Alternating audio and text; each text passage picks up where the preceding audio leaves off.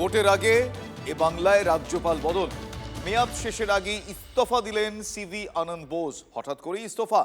তামিলনাড়ুর রাজ্যপাল RN রবিকে দেওয়া হয়েছে বাংলার দায়িত্ব। হঠাৎ বোসের ইস্তফা এবং প্রাক্তন গোয়েন্দা কর্তা রবিকে বাংলার রাজ্যপাল নিয়োগ নিয়ে শুরু হয়ে গিয়েছে বিতর্ক। কি কারণে বোসের পদত্যাগ এখনো স্পষ্ট নয়, যদিও ইস্তফার পর বোসের প্রতিক্রিয়া, বাংলায় আমি যথেষ্ট দিন দায়িত্ব সামলেছি। আমার সহকর্মী জ্যোতির্ময় কর্মকার এই মুহূর্তে আমার সঙ্গে রয়েছেন। জ্যোতির্ময়, এই সময়ে UEM Jaipur is a perfect target for prospective students aspiring for good jobs, good education with future-ready skills. রাজ্যপালের হঠাৎ ইস্তফা এবং রবিকে তার দায়িত্ব পাওয়া, এই সময় দাঁড়িয়ে বিশেষ করে ভোটের আগে কোন কোন ক্ষেত্রে এই বদলটা গুরুত্বপূর্ণ বলে অভিজ্ঞ মহল মনে করছে?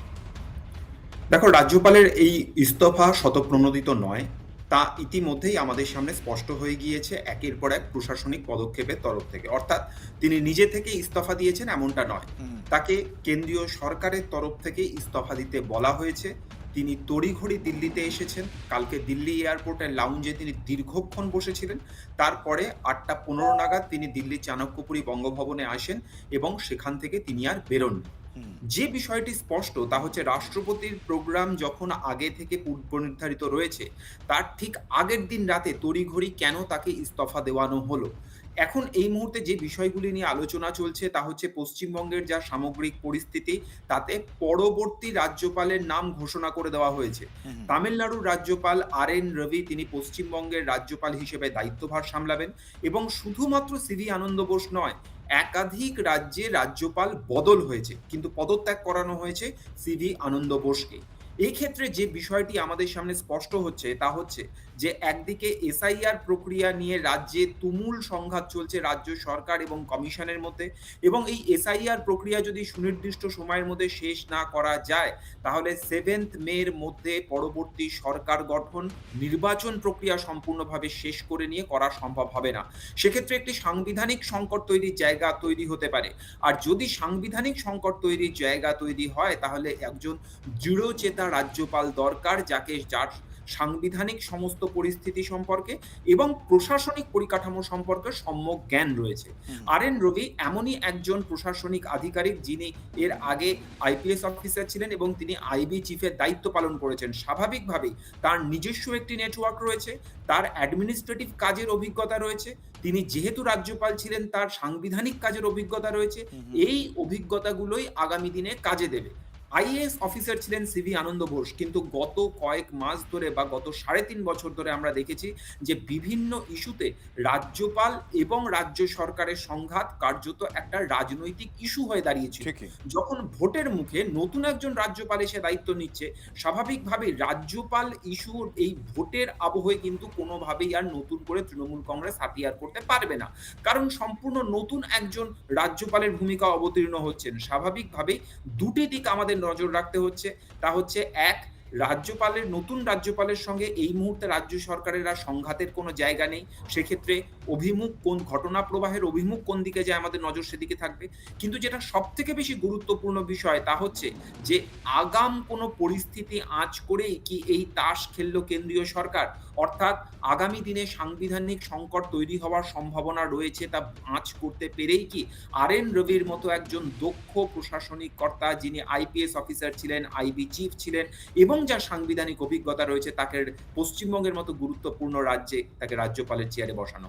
একেবারে এই সম্ভাবনাগুলো এই মুহূর্তে প্রবল হয়েছে। ধন্যবাদ জ্যোতির্ময়।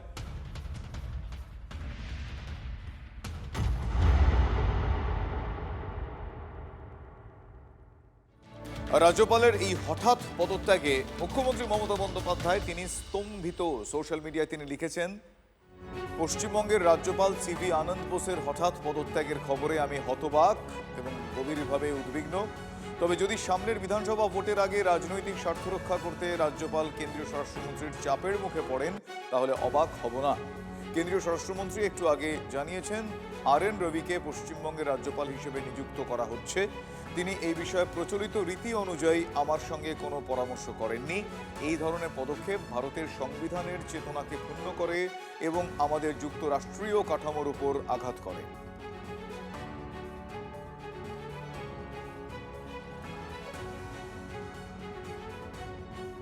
মহামহিম রাজ্যপাল যিনি ছিলেন তিনি পদত্যাগ করেছেন এবং সেই পদত্যাগ করতে তিনি শারীরিক কারণ দেখিয়ে পদত্যাগ করেছেন। এটাই হচ্ছে বিষয়। নতুন কেউ একজনকে ইন্টারিম দায়িত্ব দেওয়া হয়েছে, আর এবার পরবর্তী সময় হোম মিনিস্ট্রি সিদ্ধান্ত নেবে যে নতুন রাজ্যপাল দেওয়া হবে, কবে দেওয়া হবে। রাজ্যপালের কাজ আমাদের গণতন্ত্রে খুব বেশি তো নেই, বাজেটের সময় বাজেট করতে হয়। হ্যাঁ, যদি রাজ্যের আইন শৃঙ্খলা পরিস্থিতি খুব খারাপ হয়ে যায় তখন রাজ্যপালকে বিশেষ ভূমিকা পালন করতে হয় এবং ইনি এসেও ঠিকমতো সামলাতে পারেন। এতই অসুস্থ যিনি প্লেন ধরে দিল্লি যেতে পারলেন, এতই অসুস্থ যিনি, তার ইস্তফাটার জন্য তার আগে তার কোনো রকম অন্য কোনো প্রতিক্রিয়া পাওয়া গেল না। ফলে এর মধ্যে এই পশ্চিমবঙ্গকে কেন্দ্র করে চক্রান্তমূলক যে কাজ জ্ঞানেশ কুমারের মতো নির্বাচন কমিশনারকে দিয়ে করানো হচ্ছে, রাজ্যপালকে দিয়েও সেরকম কোনো চাপ কেন্দ্রীয় স্বরাষ্ট্র মন্ত্রক দেওয়ার ছিল কিনা সেটাও খোঁজ নেওয়ার অবকাশ রয়েছে। কারণ রাজ্যপাল কেন পদত্যাগ করছেন সেটা সব থেকে বেশি রাজ্যপাল জানেন। তিনি এত বড় পদে ছিলেন, তার পদত্যাগের কারণ তার পক্ষে ব্যাখ্যা দেওয়াটা সমীচীন এবং তার এটা বলা উচিত। যখন একটা এত বড় সাংবিধানিক পদে ছিলেন তিনি, তার বলা উচিত যে কেন তিনি পদত্যাগ করলেন। হতে পারে মমতা ব্যানার্জি এখানে তাকে বিভিন্ন কেসে টেসে ফাঁসাচ্ছে, আরও অপমান করতে পারে, তার জন্য চলে যেতে পারে। কিংবা বিজেপি হয়তো এখানে আরও কোনো কড়া, আরও শক্ত সমর্থ কোনো রাজ্যপাল আনতে চাইছে, তাই হয়তো তাকে পদত্যাগ করাচ্ছে। শারীরিক কারণে যেমন উপরাষ্ট্রপতি পদত্যাগ করছে, শারীরিক কারণ দেখে রাজ্যপাল পদত্যাগ করছে, ব্যাপারটা তাদের মধ্যে সীমিত। এখানে আমরা বাইরে থেকে কিছু বলতে পারি না, অনুমান করতে পারি আর কি। কারণ এই রাজ্যপাল যাকে এই পশ্চিমবঙ্গের পুলিশ একটা তার চরিত্র হনন করার একটা কেস দিয়েছিল, এই রাজ্যপাল তারপর থেকে চুপ হয়ে গেছিল, রাজ্য সরকারের বিরুদ্ধে কথা বলা বন্ধ হয়ে গেছিল। তাতে হয়তো বিজেপির মনে হতে পারে যে একে দিয়ে কোনো কাজ হবে না, সরিয়ে দাও। রাজ্যের সঙ্গে আলোচনা না করে রাজ্যপাল বদল, এই অভিযোগ করেছেন মমতা বন্দ্যোপাধ্যায়। তড়িঘড়ি এই বদলে তিনি যথেষ্টই স্তম্ভিত, হতবাক। এই মুহূর্তে আমার সঙ্গে টেলিফোন লাইনে রয়েছেন রাজনৈতিক বিশ্লেষক ঝন্টু বড়াইক। ঝন্টুবাবু, রাজ্যপাল বদল এর আগে বিভিন্ন রাজ্যের ক্ষেত্রে দেখা গিয়েছে, কিন্তু এরকম হঠাৎ করেই আচম্বিতে রাজ্যপাল বদল, এবং সেক্ষেত্রে মুখ্যমন্ত্রী সরাসরি অভিযোগ করছেন এই রাজনৈতিক স্বার্থসিদ্ধির কথাও তিনি অভিযোগ করছেন, পাশাপাশি পরিস্থিতির কথা অভিযোগ করছেন। আপনার অবজারভেশন কি বলে? দেখুন, এই যে পাক নির্বাচনের একটা সময়, সেই মুহূর্তে রাজ্যপাল অর্থাৎ যে পোস্টটি সংবিধানের প্রধান শুধু নন, তিনি ব্রিজ অর্থাৎ সেতু সেন্ট্রাল এবং স্টেটের, এই সেতুকে পরিবর্তন করা, এটা কিন্তু কৌশলগত, মানে এটা খুব সাধারণ মাপে দেখলে চলবে না যে অসুস্থতা তাই উনি সরে গেলেন বা সরিয়ে দেওয়া হলো, এটা কিন্তু এইভাবে দেখলে হবে না। দেখুন, প্রথম কথা, উনি অজিত ডোভালের ডেপুটি যিনি নতুন জয়েন করলেন, এটা যেমন দুটো অ্যাসপেক্টে দেখুন। সামনে নির্বাচন এবং এই নির্বাচনে এসআইআর এর যা সম্ভাব্য গোলযোগ পশ্চিমবঙ্গে, এখানে কিন্তু কোথাও গিয়ে মনে হতেই পারে যে আগামীতে সুপ্রিম কোর্টের ইন্টারভেনশনে যে এসআইআর পর্বটা চলছে, সেখানে যদি সুপ্রিম কোর্ট সম্ভাব্য এই রকম বিপুল অঙ্কের একটা বড় অংশের ভোটার যারা বিচারাধীন আছে, অর্থাৎ নির্বাচনের তালিকাটা প্রায় ইনকমপ্লিট, একটা সাংবিধানিক ক্রাইসিস, সেই ক্রাইসিস থেকে যদি কোনোভাবেই মাননীয় সুপ্রিম কোর্ট বলেই বসেন যে এই মুহূর্তে নির্বাচনের কোনো পরিস্থিতি নেই, সম্পূর্ণ একটা সঠিক নির্বাচন তালিকা হওয়ার পরেই নির্বাচন হোক, ফলে এই পরিস্থিতিতে রাষ্ট্রপতির শাসন জারি হয়ে যাক বা কোনো একটা এমার্জেন্সি জারি হোক, ভোটটা পিছিয়ে যাক, সেই মতো পরিস্থিতিতে কেন্দ্র সরকার কিন্তু প্রস্তুত হলো। এটার যেমন প্রথম কথা। দ্বিতীয়, সীমান্ত সমস্যা নিয়ে দীর্ঘদিন পশ্চিমবঙ্গে কিন্তু একটা সাংঘাতিক পরিস্থিতি, একদম কারেন্ট যে ভোটটা হলো বাংলাদেশে, সেই ভোটে সীমান্তবর্তী পাঠগুলোতে আপনাদের চ্যানেলে দেখিয়েছেন যে জামায়াতের উত্থান, এই জায়গায় দাঁড়িয়ে অরক্ষিত সীমান্তে কিন্তু একটা ডিস্টারবেন্স আছে। এই যে ডোভালের ডেপুটি, তিনি সীমান্ত সুরক্ষা নিয়ে একাধিক তার কাজের জায়গা আছে, যেহেতু তিনি গোয়েন্দাদেরও একটা প্রধান হিসাবে কাজ করেছেন, মানে গোয়েন্দা বিভাগে একাধিক, ফলে সার্বিকভাবে নির্বাচনের আগে যে কোনো পরিস্থিতি বা রাষ্ট্রপতি শাসনের মতন পরিস্থিতি, যেটা একদম সংবিধানের ক্লজে লেখা আছে যে এসআইআর কমপ্লিট না করতে পারলে, এর আগে অসম এবং জম্মু কাশ্মীরে কিন্তু আইআর হয়নি বলে, অর্থাৎ একটা সুন্দর, একটা পরিষ্কার পরিশালীন নির্বাচন তালিকা তৈরি বুঝতে পেরেছি, হয়নি অর্থাৎ বলে পরিস্থিতির আগাম আঁচ করে আপনি যেটা বলছেন এটা এক ধরনের সুকৌশল সিদ্ধান্ত বলেই এখনো পর্যন্ত আপনি মনে করছেন। ধন্যবাদ ঝন্টু বাবু।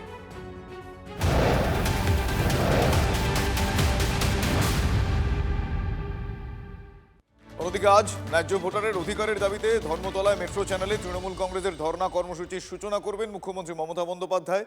ভোটের আগে ভোটার তালিকা নিয়ে সংঘাতকে এবার একটা চূড়ান্ত পর্যায়ে নিয়ে যেতে চাইছেন মমতা বন্দ্যোপাধ্যায়।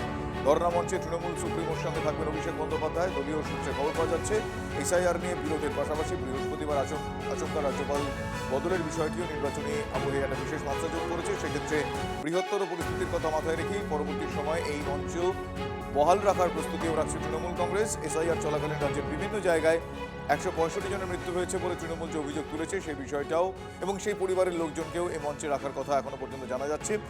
কি ছবিটা এই মুহূর্তে আমি জানবো, আমি সরাসরি চলে যাবো, আমার সহকর্মী সোমা রয়েছেন আমার সঙ্গে। সোমা, প্রথমত এসআইআর নাম বাদ যাওয়া সেগুলো তো মূল ইস্যু ছিল এই ধর্ণা মঞ্চের এই কর্মসূচির আজকে। তারপর এক্ষেত্রে আরও একটা অন্য মাত্রা সংযোজিত হলো গতকাল রাজ্যপালের এই হঠাৎ ইস্তফা। সব মিলিয়ে এই মঞ্চের এই মুহূর্তের কি কি ছবি পাওয়া যাচ্ছে, কি কি খবর পাওয়া যাচ্ছে, আগাম কি কি প্রস্তুতি? দেখো, নাগরিকদের ভোটাধিকার এই আমাদের অঙ্গীকার, এই বার্তাকে সামনে রেখে মুখ্যমন্ত্রী মমতা বন্দ্যোপাধ্যায় তিনি আজ ধর্নায় বসছেন। আমি তোমাকে একটু মেট্রো চ্যানেলের ছবিটা দেখাই, অর্থাৎ যে ধর্না মঞ্চ প্রস্তুত করা হয়ে গেছে, একেবারে শেষ পর্যায়ের প্রস্তুতি সেটা চলছে। দেখো, এখানে সিসিটিভি লাগানো হয়েছে, কারণ দেখো রাজ্যের বিভিন্ন প্রান্ত থেকে কিন্তু কর্মী সমর্থকেরা তারা আসবেন ভোটাধিকার নিয়ে। আজ মুখ্যমন্ত্রী মমতা বন্দ্যোপাধ্যায়, অভিষেক বন্দ্যোপাধ্যায় তিনি কি বার্তা দেন সেটা শোনা হবে। এর পাশাপাশি আমরা যেটা এখনো পর্যন্ত জানতে পারছি, আজ দুপুর 2টোর সময় মুখ্যমন্ত্রী মমতা বন্দ্যোপাধ্যায় তিনি আসবেন এবং এই ধর্ণা কর্মসূচির সূচনা করবেন। থাকবেন অভিষেক বন্দ্যোপাধ্যায় সহ তৃণমূল কংগ্রেসের শীর্ষ নেতৃত্ব এবং পাশাপাশি এখনো পর্যন্ত আমরা এই খবরটাও পাচ্ছি যে তিনি মুখ্যমন্ত্রী মমতা বন্দ্যোপাধ্যায় তিনি কিন্তু এসআইআর ইস্যুতে আগে থেকেই হুঁশিয়ারি দিয়েছিলেন যে কোনোভাবে যদি কোনো বৈধ ভোটারের নাম বাদ যায় তাহলে আন্দোলন চলবে।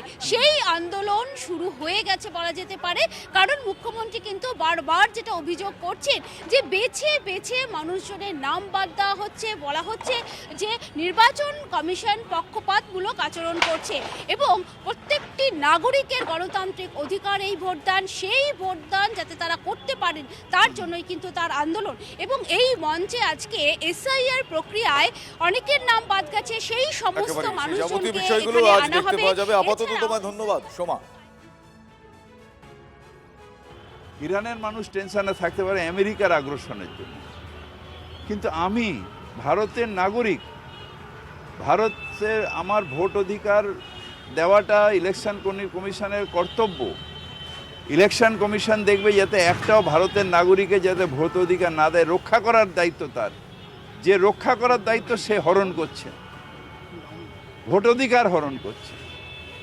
তার প্রতিবাদ নিশ্চিতভাবে আমাদের নেত্রী মমতা ব্যানার্জি, আমাদের সাধারণ সম্পাদক অভিষেক বন্দ্যোপাধ্যায় তার প্রতিবাদ করছেন এবং কাল থেকে এখানে ধর্ণা।